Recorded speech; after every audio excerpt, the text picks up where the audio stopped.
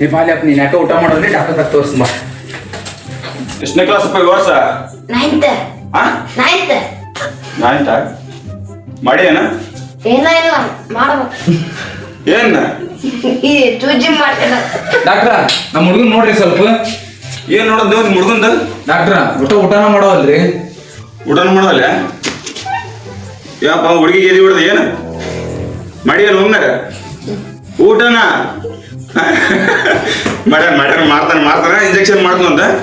ಮಾಡಿ ಎಷ್ಟನೇ ಕ್ಲಾಸ್ ಈ ವರ್ಷ? 8ನೇ ಕ್ಲಾಸ್. ವಾಯ್ಸ್ 8ನೇ ಕ್ಲಾಸ್. 8ನೇ ಕ್ಲಾಸ್. ಒಂದ ಮಾಡ್ದನ. ಎಷ್ಟನೇ ಕ್ಲಾಸ್?